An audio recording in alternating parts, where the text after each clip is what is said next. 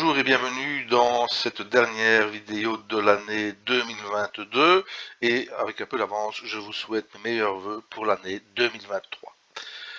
Pour clôturer cette année et démarrer la suivante, j'ai choisi un petit extrait, un petit exercice grammatical qui est en rapport avec le respect de la Mahat qui est la déesse de l'harmonie cosmique, de la conduite morale, l'ordre et l'équilibre, l'équité, la paix, la vérité et la justice, autant de choses dont nous avons bien besoin.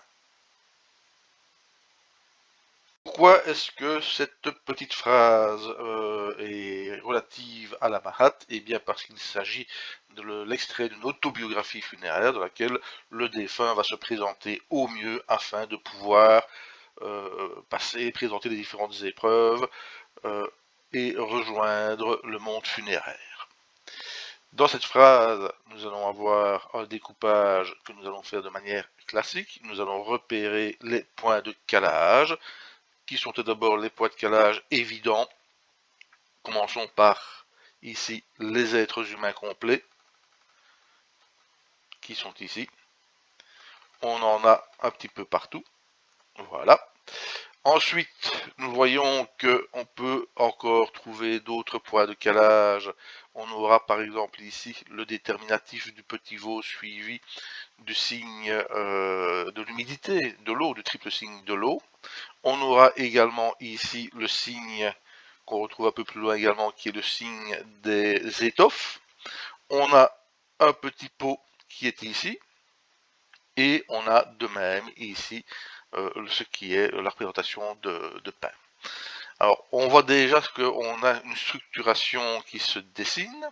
Si je remonte, je vois que j'ai quand même aussi un autre déterminatif, le bras qui est ici, déterminatif du don, et je reconnais le verbe erdi, hein, des 5 verbes irréguliers, qui est suivi d'un petit n, suivi d'un être humain complet. A priori, si je ne prends que ceci, je me dis j'ai un SGMNF, mais je vois que devant j'ai des choses un peu particulières, pas tellement le IU qui est tout à fait classique, il est accompli, mais j'ai GRT qui est ici, qui est un peu particulier. Mais ayant le IU, le RD, un N qui le suit, ce que je peux dire, avoir ici le groupe verbal, je suis donc sur une proposition verbale, et que, a priori, ceci serait le sujet. Et on a donc ici le sujet qui est un EPS, première personne du singulier. Donc je donnais, il est accompli que je donnais, plus le petit signe, on va revenir dans un instant ici.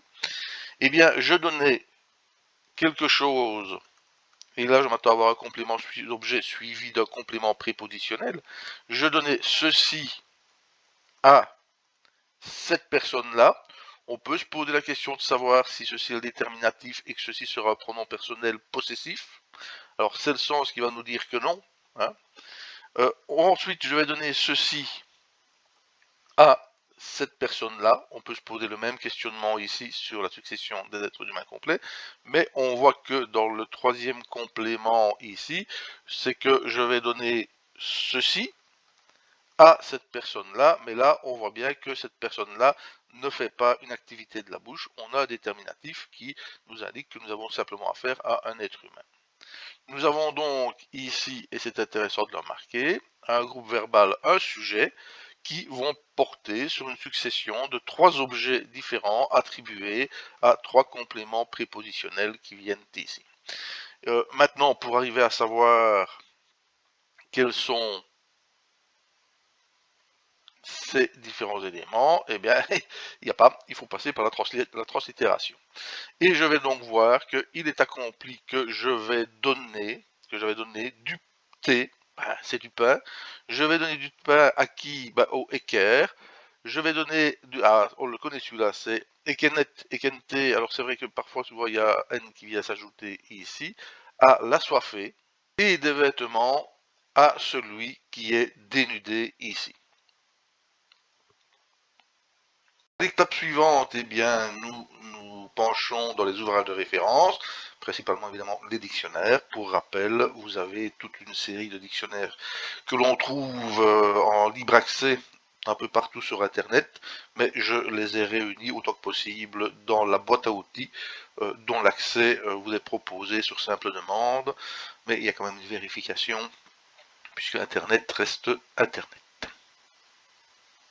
Donc première vérification, eh bien, c'était ce que je disais il y a quelques instants à propos du mot bière, où l'on voit que ici le N est mis en élision, hein, il est entre parenthèses, donc c'est une des particularités de ce mot-là. Il faut en tenir compte qu'il y a quelques mots qui sont caractéristiques de ce procédé où il y a un signe qui n'est pas représenté. Donc j'en reviens à mon texte et je vais corriger ici ma translittération afin qu'elle concorde avec les dictionnaires. Et voilà. Reste donc ceci qui reste à déterminer, ce mot qui est là. Donc nous voici de retour dans les dictionnaires et l'on voit que GRT peut avoir différents sens. Il peut être décliné en GR ou GRT, etc. Et il signifie aussi de plus. Or, certes, assurément, mais il peut également être employé à la suite d'une particule. Alors si c'est la particule proclitique IR, ce sera pour marquer un contraste par exemple. Mais ici on voit que dans notre texte, on est sur une phrase où la particule c'est qui entame la phrase c'est IU, et donc on prendra plutôt aussi, également, de plus. Nous arrivons ainsi à la traduction.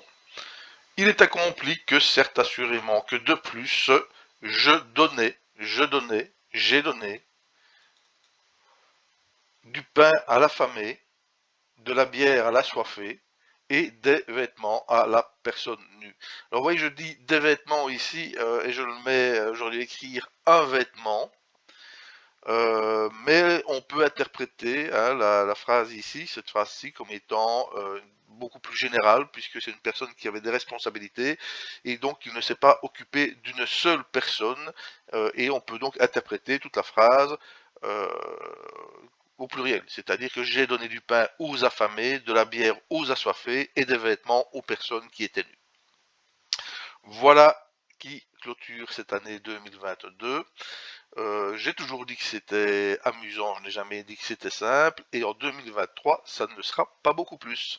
Voilà, à bientôt pour de nouvelles aventures, et de bonnes fêtes.